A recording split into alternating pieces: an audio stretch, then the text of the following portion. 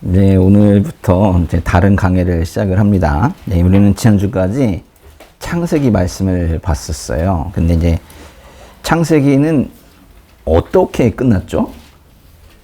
요셉이 죽는 걸로 끝났죠. 근데 요셉이 죽고 나서 약 360년이 지난 다음에 정말로 이스라엘 민족들이 이집트를 탈출합니다.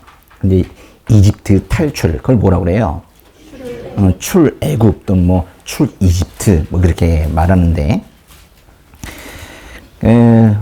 보시면은 대부분의 성경 신학자들은 그 출애굽이 1446년 주전입니다. 주전 1446년이라고 그렇게 말해요.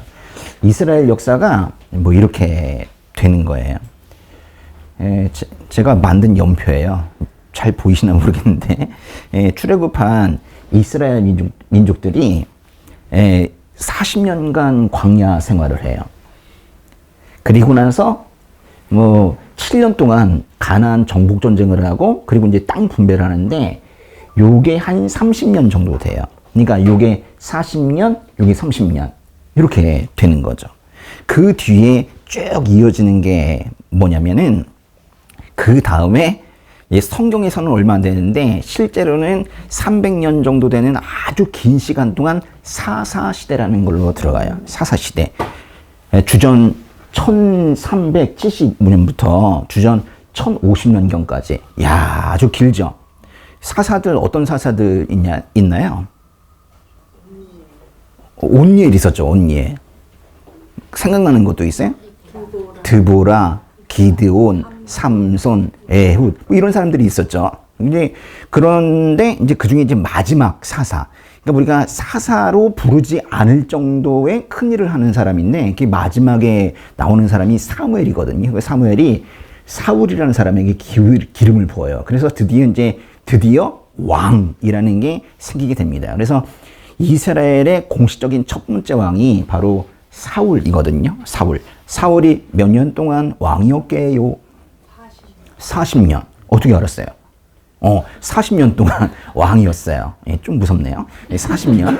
그 다음에 이제 왕이 되는 사람이 누구냐면, 그 다음이 다윗과 솔로몬인데, 다윗과 솔로몬은 각각 몇 년 동안 왕이었게요? 40년. 똑같이 얘기하면 돼요. 그죠?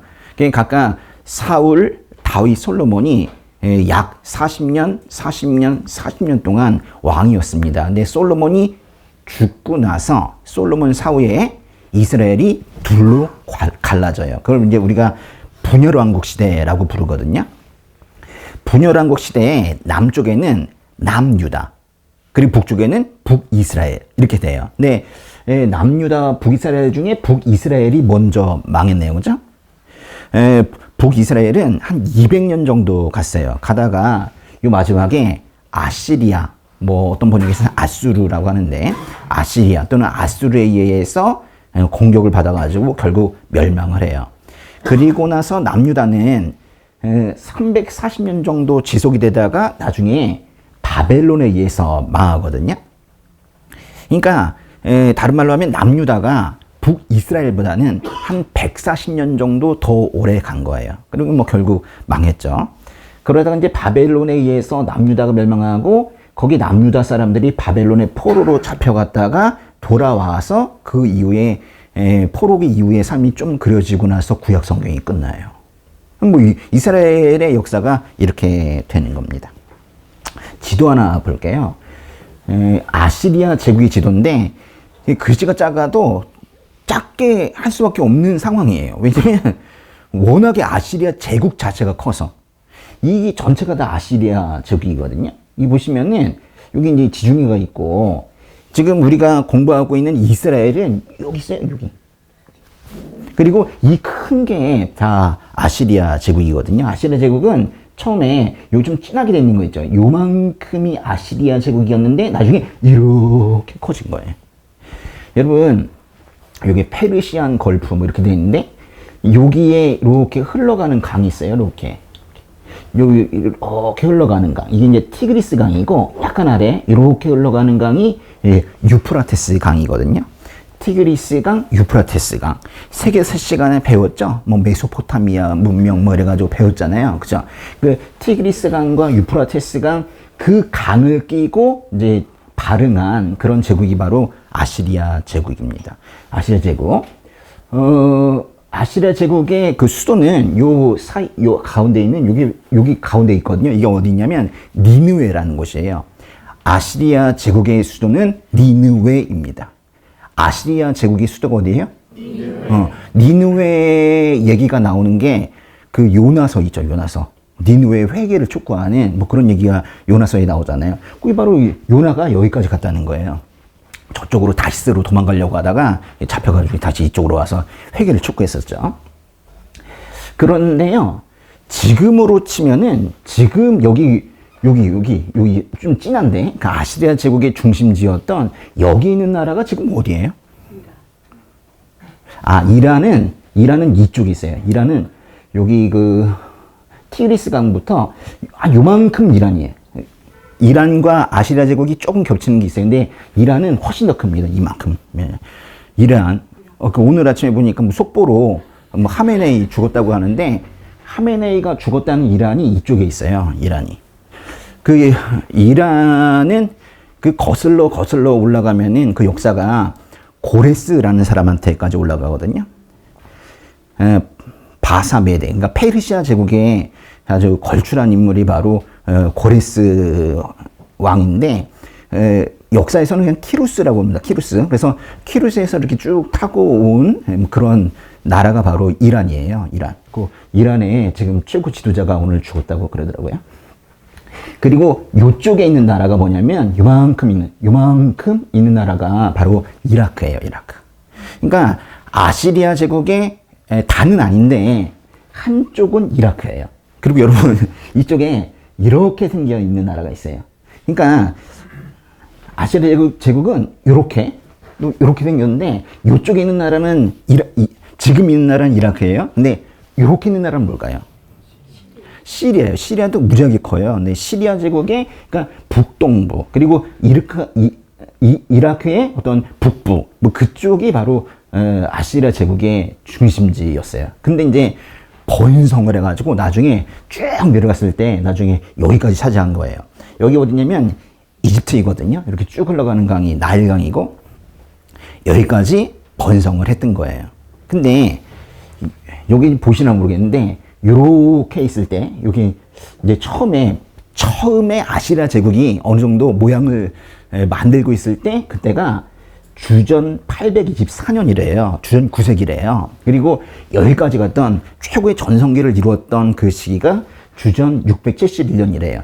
여기 이제 글씨는 안 보여도 상관없어요. 보세요. 조그말 때는 주전 9세기였어요. 그리고 여기 이제 번성을 했을 때는 주전 7세기였어요. 그 주전이니까 9세기, 8세기, 7세기 이렇게 가잖아요. 그러면 그 사이에 있는 보세요. 주전 9세기에 조금 했었고 주전 10세기에 주전 7세기에 엄청 컸어요. 그러면 그 사이에 8세기 있죠. 8세기 때는 뭐 하고 있는 거예요? 점점 커지고 있는 거지 뭐. 보세요. 8세기에 어떻게 되고 있냐면 이렇게 조금 했다가 나중에 점점 커져가지고 여기까지 간 거예요. 근데 8세기에 점점 커지다가 여기를 건드린 거죠. 이거 어디예요? 이스라엘. 그러니까 주전 8세기에 점점 커지고 가다가 이스라엘도 툭 치고 간 거예요. 그래서 그때 망한 게 북이스라엘이에요. 북이스라엘이 주전 722년에 망했거든요. 주전 몇 세기예요? 8세기. 그렇게 된 거예요. 그러니까 아시리아의 성장세 그 연장선상에서 이제 북이스라엘이 망한 거다. 그거예요. 예. 잘 알아들으시네. 근데 이제 중요한 건 뭐냐면 잠깐만 그 앞에 지도 잠깐 보세요. 여기에 위에 있는 건 니느웨라는 곳이에요. 니느웨 아시리아 제국의 수도라고 그랬죠. 그리고 이 아래쪽에 뭐가 있냐면 이 아래쪽에 바빌론이라는 곳이 있거든요. 이 아래쪽에 바빌론. 근데 이 바빌론에 생겨난 나라가 말 그대로 바벨론이에요. 근데 이 바벨론이 여기서 생겨나가지고 점점 커지기 시작을 하는 거예요. 그래서 다음 이렇게 큰 제국이 됐어요. 이게 아시리아가 아닙니다. 생긴 건 비슷해도 이거는 바벨론 제국이에요. 그러니까 아시리아가 있었는데 그 자리를 바벨론이 이 아지로 생겨가지고 위를 다 먹어버린 거예요. 바벨론은요, 거기에 이제 걸출한 왕의 이름은 누구냐면 느부갓네살이거든요. 느부갓네살. 뭐라고요? 느부갓네살. 그 바벨론의 왕 중에서 느부갓네살만 성경에 나오는 건 아닌데 느부갓네살이 가장 많이 나와요. 바벨론이 그렇게 오래 가지 못했거든요. 87년? 그 정도, 100년도 못 갔어. 근데 그런 정도 짧게 존속했던 그런 제국인데 그 중에 반 정도를, 한 40년 이상을 왕이었던 사람이 바로 느부갓네살이거든요. 느부갓네살은 어느 제국의 왕이라고요? 바벨론. 그래서 그 바벨론 제국을 이끄는 느부갓네살이 여기저기로 이렇게 가다가 결국 이쪽으로도 갔는데 이쪽으로 가다 보면 결국 또 이스라엘을 건드리게 되는 거예요. 그래서 예루살렘을 침공한 것도 3번이나 침공을 했는데 다 느부갓네살이 한 거예요. 그래서 느부갓네살 얘기가 성경에 그렇게 많이 나오는 거예요. 근데 이제 문제가 있어요. 그게 뭐냐면 여기 이제 바벨론 제국이 있는데 이쪽에 이집트가 있다는 거예요. 우리가 생각하는 것과는 달리 어느 정도 생각하는지 모르겠지만 이집트는 매우 강성했어요. 그래서 바벨론이 점점 커지고 있다는 소식을 들었어요. 아시리아는 이제 끝물이에요, 끝물. 아시리아는 이제 지고 있는 해예요. 그 이집트가 걱정이 되는 거예요. 야, 저 이제 씻는 국가 바벨론이 너무 커지면 어떡하나 그런 생각이 드는 거예요. 근데 약간 이래요.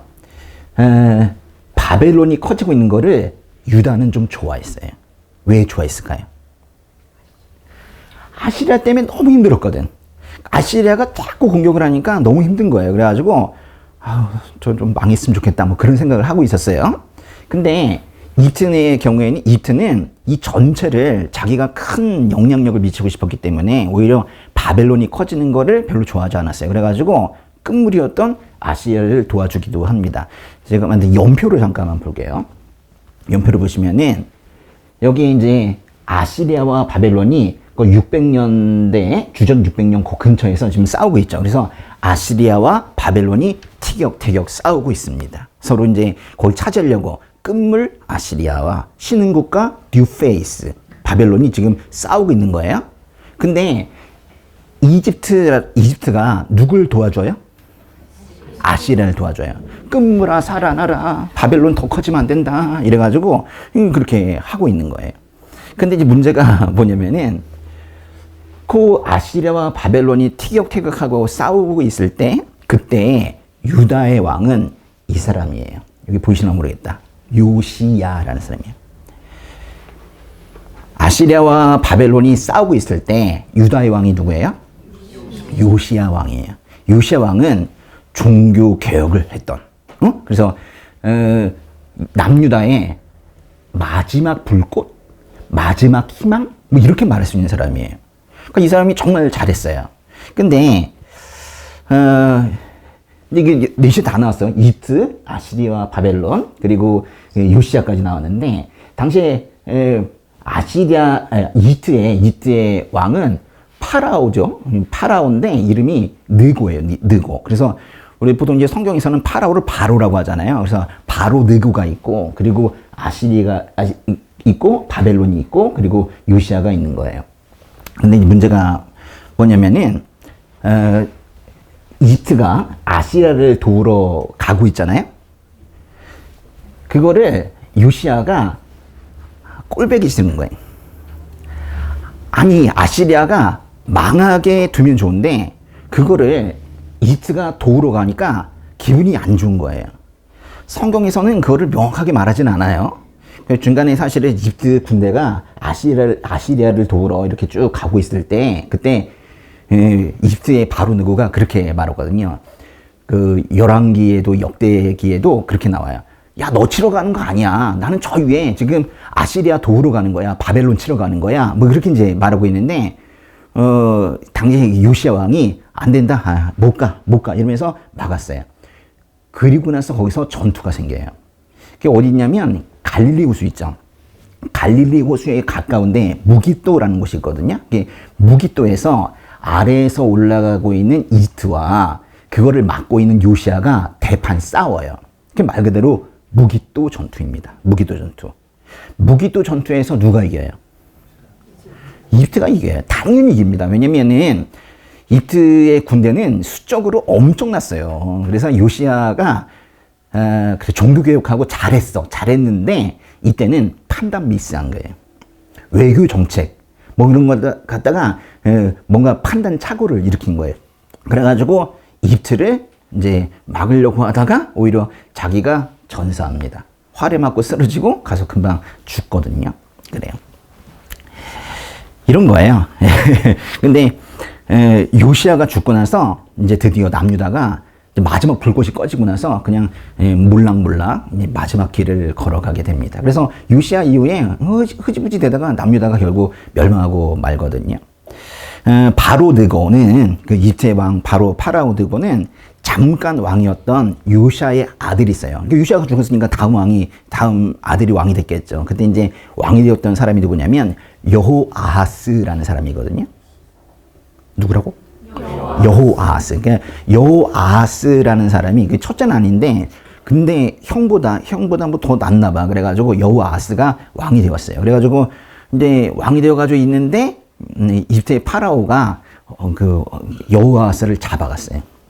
어쨌거나 이제 이스라엘에 대해서 이제 그 이집트가 별로 좋은 감정을 가지고 있지 않은 상태에서 그랬잖아요. 자기를 막으니까. 근데 당시에 요시아의 아들 여호아하스가 왕이 되니까 자기가 세운 왕도 아닌데, 응? 이거 뭐 그래서 자기가 승리한 것도 아닌데 왕이 됐으니까 기분이 나쁜 거예요. 그래서 잡아갔어요. 그리고 나서 새로 왕을 세웠는데 그 형을 세웠어요. 형이 누구냐면 결국 요시아의 아들이겠죠? 여호아스의 형입니다. 그 형을 왕으로 세웠는데 그 사람이 엘리야김이에요. 엘리야김은 이제 이름을 나중에 그 바로 느고가 바꾸는데 여호야김으로 바꿉니다. 그래서 여호야김은 상당히 오랫동안 이제 재위하고 왕 노릇을 했어요. 그 연대기표를 다시 보시면은 여기 보세요. 요시아 다음에 여호아하스가 있어요. 그 다음에 여호야김이 이만큼이거든요. 여호야김이 상당히 오랫동안 그 통치를 했습니다. 그 예레미야서 36장에 보면은 그런 장면이 나와요. 예레미야서 혹시 강의 기억나십니까? 예레미야서 36장에 보면은 그 여호야김이라는 이 왕이 예레미야의 어떤 하나님으로부터 받은 계시, 그걸 적은 두루마리, 그걸 갖다 불에 태우는 뭐 그런 화롯불에 집어넣어버리는 뭐 그런 얘기가 나오거든요. 쉽게 말하면 여호야김이 성경을 찢었다는 거예요. 성경을 찢어 발겼다는 거예요. 그러니까 하나님께서 별로 좋아하지 않으셨겠죠. 그래서 열왕기 하에도 역대하에도 여호야김은 항상 악한 짓을 저지른 악한 왕으로 그렇게 되어 있거든요. 그 요시아가 죽고 나서 4년 뒤에 그러니까 그때는 왕이 누구였을까? 보세요. 요시아 바로 다음이 여호아하스였는데 여호아하스는 3개월만 하고 쫓겨났어요. 이집트로 쫓겨났기보다는 이집트로 잡혀갔어요. 그래서 결국 이집트에서 결국 죽게 되거든요. 그리고 나서 이집트의 바로 느고가 왕으로 세운 사람이 엘리야김, 여호야김이라고 해요. 그러니까 4년 뒤면은 아직 뭐 여호야김이 지금 왕을 하고 있는 그런 상황입니다. 이집트의 바로 느고는 저 위에까지 올라가요. 지금 여기는 이제 이스라엘은 왕이 바뀌었어. 짧은 기간에 요시아에서 여호아스로, 여호아스에서 엘리야김으로 이제 바뀌었어요. 그런 상황인데 이집트의 바로 느고는 끝까지 올라갑니다. 갈그미스에서 그래서 대판 전쟁을 벌여요. 그래서 이집트의 바로 느고와 신흥 강자 바벨론이 대판 싸웁니다. 그게 바로 갈그미스 전투인데 여기에서도 결국 바벨론이 이겨요. 그래서 이때부터는 이제 바벨론이 이 전체 이 패권을 장악을 하고 아주 힘을 크게 떨치는 그런 계기가 됩니다. 요 갈그미스 전투가 있었던 게 언제냐면 주전 605년이에요. 언제라고요? 좀 어렵네. 주전 605년에 갈그미스 전투가 있었어요. 갈그미스 전투에 대해서 성경에 딱 한 문장으로 그냥 요약을 딱 해놓은 그런 게 있어요. 예레미야서 46장 2절이거든요. 한번 보세요. 이때에 대한 말씀입니다. 읽어보세요. 유다와 요시아의 아들 여호야김 4년에 유프라테스 강가 갈그미스에서 바벨론 왕 느부갓네살이 물리친 이트 왕 다로 느고의 군대에 관해 말씀하셨습니다. 얘기를 듣고 보니까 이게 이해가 되네. 그쵸? 그렇게 된 거예요. 근데 요 갈그미스 전투가 있었던 그 해가 여호야김 몇 년 차래요? 4년 차. 여호야김 4년 차. 그때예요. 근데 이게 바로 주전 605년을 말하는 거거든요. 여호야김 4년.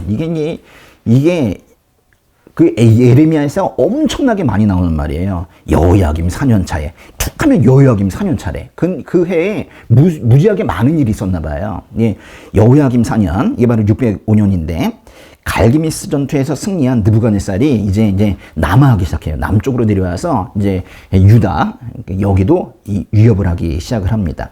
다니엘서가 딱 거기에서 시작을 하는 거예요. 갈그미스 전투에서 이긴 느부갓네살이 아래쪽으로 내려오면서 남유다 이스라엘을 이제 위협하기 시작하는 것부터 시작을 하는 거예요. 다니엘서 1장 1절 읽어보겠습니다. 유다 왕 여호야김이 왕이 돼 다스린 지 3년째 되던 해입니다. 바벨론 왕 느부갓네살이 예루살렘에 쳐들어와 예루살렘 성을 포위했습니다. 근데 뭐 이상하네요. 여기는 여호야김 3년 차라고 말하고 있잖아요. 여호야김 4년 차에 갈그미스 전투에서 바벨론이 이겼다며. 근데 여기는 여호야김 3년 차라고 했잖아요. 근데 이게 사실은 두 개가 같은 거예요. 예레미야서에는요, 예레미야가 그 왕 몇 년 차를 쓸 때 유다식으로 썼어요. 유다식으로. 그래서 즉위하자마자 1년이에요. 즉위 1년 차. 근데 이제 요 다니엘서는 다니엘이 썼는데 다니엘은 좀 안타깝지만 바벨론의 교육을 계속 받으면서 바벨론식으로 왕의 즉위 연도를 계산합니다. 그래서 즉위한 해는 즉위 0년이에요. 0년. 그리고 그 다음 해가 1년 차. 그러니까 다니엘서에서 여호야김 3년 차라고 된 것도 역시 주전 605년이에요. 같은 거야. 같은 거. 우리나라는 어때요? 우리나라는 즉위하면 1년인가요? 즉위하면 0년인가요?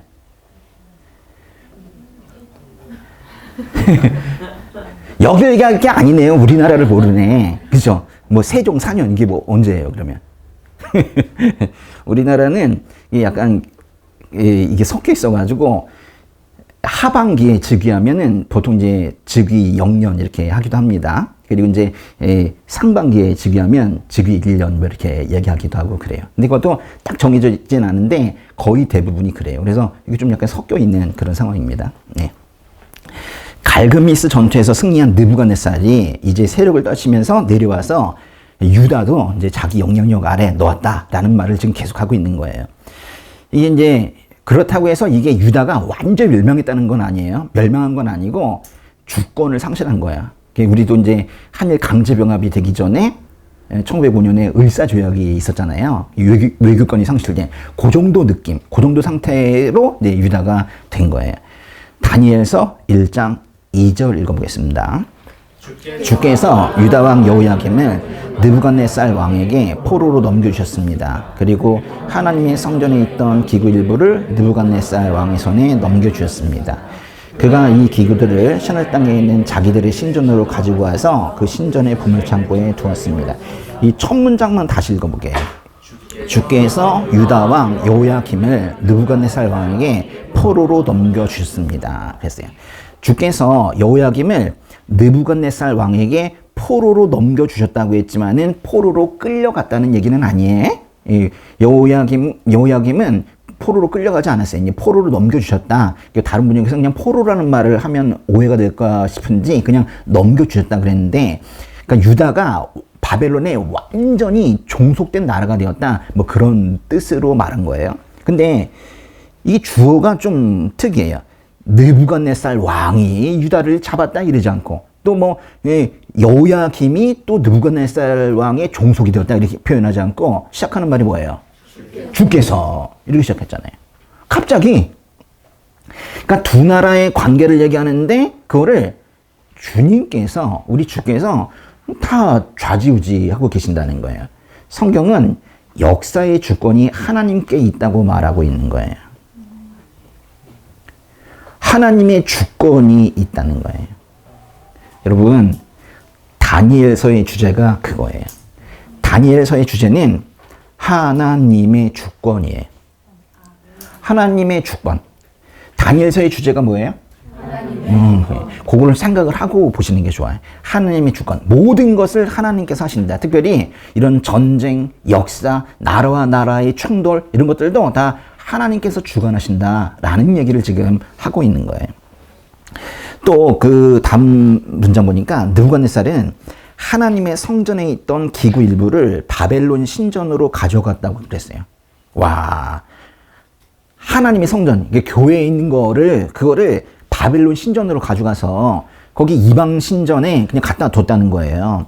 이건 마치 바벨론의 신의 그 주신의 이름이 마루둑이거든요. 마루둑. 그 마루둑이라는 신이 여호와 하나님을 이긴 것처럼 보이는 거예요. 그러나 다니엘서는 이렇게 말해요. 그런 성급한 결론 내리지 마라. 겉으로 보이는 걸로 결론 내리지 마라. 다니엘서 전체를 다 봐라. 다 보고 나면 결국 참된 왕은 여전히 우리 하나님이시라는 걸 인정할 거다. 그 얘기를 하는 거예요. 하나님 계시나? 하나님 하실 수 있나? 그러지 말라는 거예요. 전체를 보고 얘기하라는 거예요. 전체를 보고 나중에 돌아보면은 결국 하나님께서 다 하고 계신다는 걸 알 수 있다는 거예요. 근데 이때 이제 느부갓네살이 쳐들어왔을 때 이스라엘의 왕족, 귀족 그리고 청년들을 많이 잡아갔어요. 거기에 다니엘과 그 친구들이 섞여 있었던 겁니다. 바로 다니엘서를 쓴 다니엘이 이때 포로로 잡혀간 거예요. 그걸 이제 우리가 뭐라고 하냐면 1차 포로라고 그래요. 3차 포로까지 있거든요. 그러니까 제일 먼저 잡혀간 게 바로 다니엘이에요. 다니엘이 포로로 잡혀간 건 그러니까 몇 년도예요? 주전 605년인데 605년? 그래요. 그러니까 이게 언제냐면 갈그미스 전투도 있었고 여호아스가 왕이 되었다가 쫓겨나는 것도 그 해이고 거기에 여호야김이 왕이 되는 것도 있대는데 바로 그때예요. 나중에 2차 포로 때 잡혀가는 사람이 누구냐면 그때는 왕도 잡혀가요. 여호야김의 아들이 여호야긴이거든요.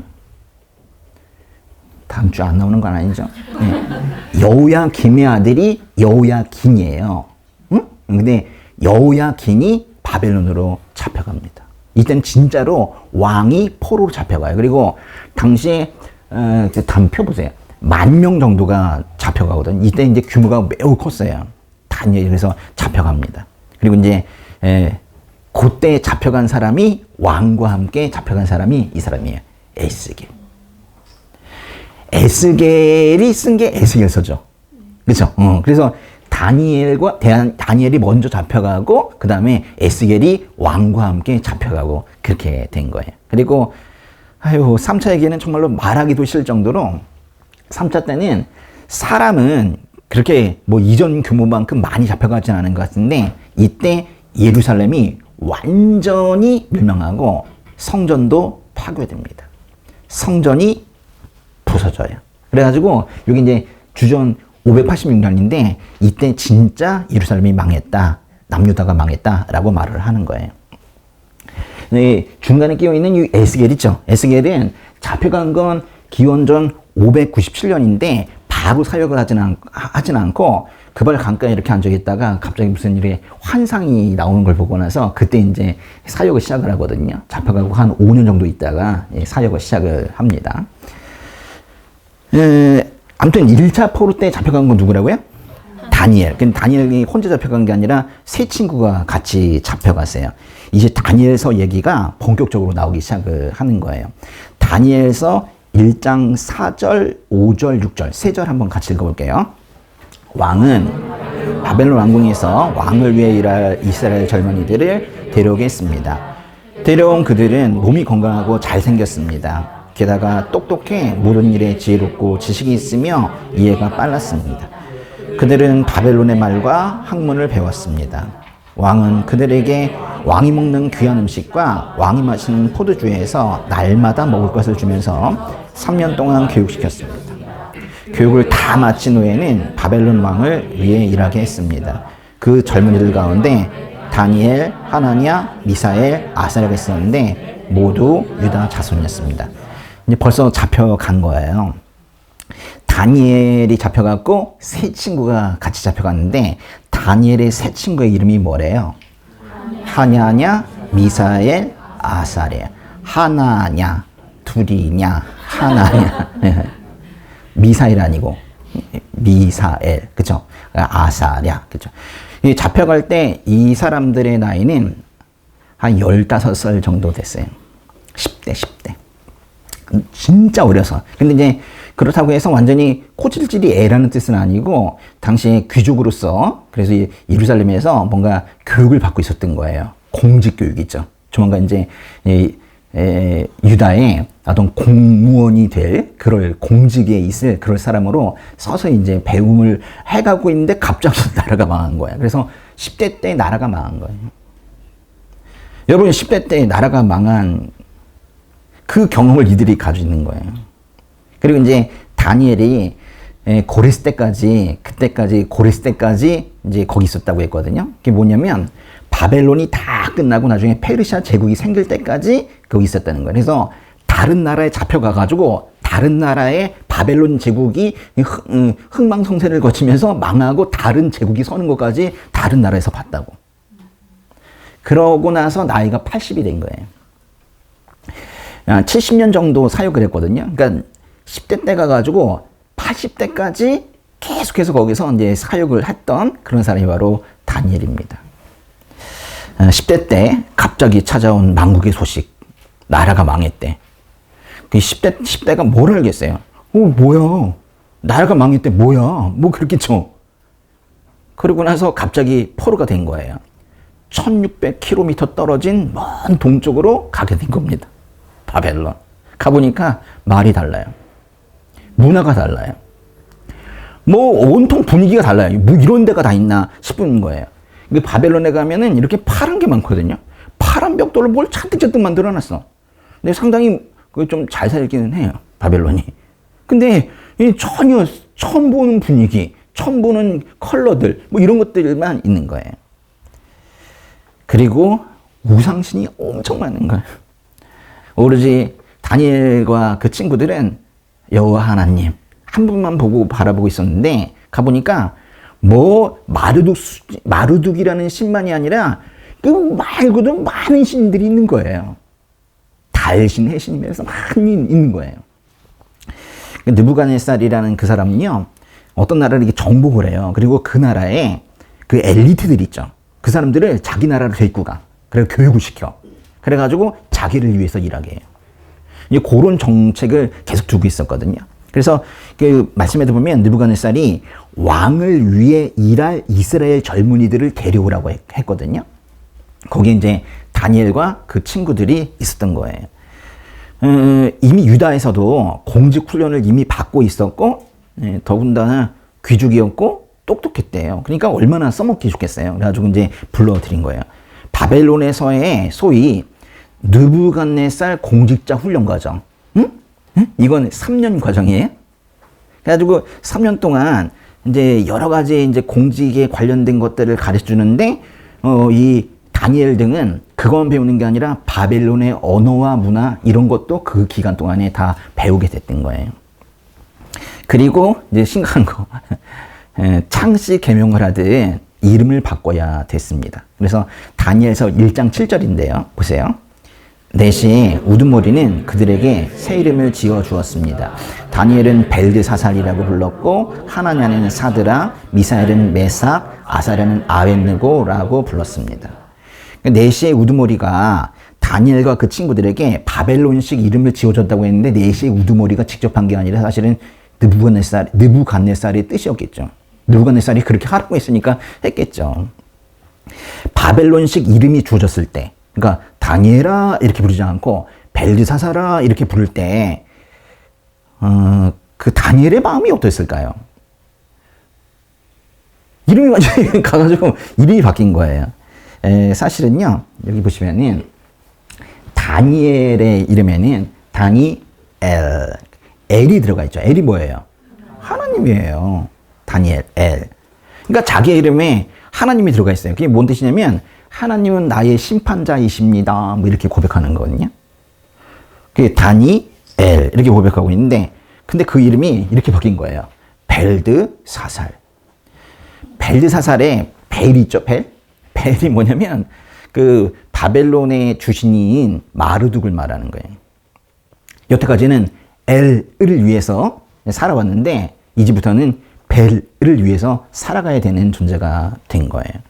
충격이면서 약간 수치스럽기까지 했을 거예요. 그리고 그 다음에 이제 친구의 이름이 하나냐인데요. 이제 한글을 써서 하냐냐 이렇게 썼지만은 원래 이름은요 이렇게 읽으면 안 되고 하난야 이렇게 읽어야 돼요. 하난야 해보세요. 하난야. 할렐루야. 오늘 찬양이 있었죠. 할렐루야가 뭐예요? 여호와를 찬양한다. 그러니까 야도 하나님이에요. 그러니까 하난야도 하난 플러스 야 하나님이에요. 하나님 뭐냐면 은혜거든요. 그러니까 여호와께서 은혜를 베푸셨다라는 게 바로 하난야예요. 근데 이것이 이름이 뭘로 바뀌었대요? 사드라 아쿠의 명령, 아쿠가 명했다. 이 아쿠가 뭐냐면 이게 바벨론의 달신, 그 달 있죠? 해달 할 때 달신. 그 이름이 들어간 거예요. 그게 들어간 거예요. 그거의 바벨론식 발음이 여기 이제 들어간 거예요. 또 그 다음이 미사엘이거든요. 미사엘은 금방 알겠네요. 미사엘. 이게 엘도 또 하나님 있잖아요. 그러니까 자기 이름에 또 하나님이 들어가 계신 건데 누가 하나님과 같은가 그런 신은 없다. 뭐 그런 얘기예요. 그게 바로 미사엘인데 이 미사엘의 이름도 바벨론식으로 메삭으로 바뀌었대요. 이게 이제 아쿠와 같은 자 누구인가 그랬는데 아쿠가 바로 아까 얘기했던 그 달신이에요. 바벨론의 신이라고. 그 다음에 이제 아사랴. 이 아사랴도 이제 읽을 때 아살야 이렇게 읽어야 돼요. 아살야 해봐요. 아살야도요. 아살야도 야 하나님이 들어가 있잖아요.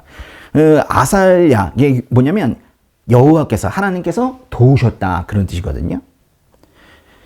근데 이 친구의 이름도 아벳느고 느보의 종이라는 뜻인데 요것도 바벨론의 신의 이름이에요. 이게 뭔 뜻이냐면은 이 세 친구들의 이름에는 뭐 벨이든 아쿠이든 느보이든 다 바벨론의 신의 이름이 다 들어간 거예요. 다니엘도 그렇고. 그러니까 네 명이 다 이름 속에 원래는 하나님이 있었어요. 근데 그 하나님의 이름을 싹 지우고 다 바벨론의 신의 이름이 다 들어간 거예요. 엘이 두 명 있죠? 다니엘, 미사엘. 야가 두 명 있죠? 하난야, 아살야. 얼마나 아름다운 이름이에요. 근데 그것이 이제 다 바뀐 거예요. 이 젊은이들이 벨드사살, 사드락, 메삭, 아벳느고라는 바벨론식 이름을 받았을 때 얼마나 저항을 했을까요? 매우 중요한 얘기예요. 네 인생에서 하나님을 지워라 라고 말했을 때 내가 얼마나 저항하고 있는가. 네 인생에서 하나님을 지우지 않으면은 너는 먹고 살기 힘들다라고 했을 때 내가 얼마나 저항하고 있는가 그거 묻는 거거든요. 저항하는 적이 전혀 나오지 않아요. 어쩌면 순응하고 있었는지도 몰라요. 너무 어린 나이에 잡혀가서 그냥 그 문화를 쭉쭉 빨아들였는지 모르겠어요. 근데 뭐 그런 모습도 보여요. 오늘은 이야기는 딱 여기까지만 볼 겁니다. 그러니까 다니엘서는 초반부터 사실은 묵직한 질문을 던지고 있는 거예요. 너의 신앙을 무시하는 환경에 놓여지면은 너는 어떻게 할 거니? 다들 너 믿냐? 이러면서 나의 믿음을 무시하는 환경이 놓일 때 나도 시험에 들 거 아니에요. 근데 나도 의심이 되는 나의 믿음을 다른 사람도 무시할 때 어떻게 할 건지. 또 신앙을 버리라는 압박이 거셀 때 어떻게 할 건지 또 묻고 있는 거예요. 야, 그렇게 해가지고는 사업 못 한다.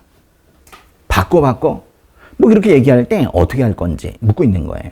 또 하나님 말고도 너를 지켜줄 것들이 많다는 거짓 태도가 올 때 너는 넘어가지 않을 자신이 있니? 또 이렇게 묻고 있는 거예요. 믿음을 끝까지 지킬 수 있니? 라고 묻는 거예요. 또 교회가 없는 땅에 산다는 것이 무슨 의무인지 아니? 이렇게 묻고 있는 거예요.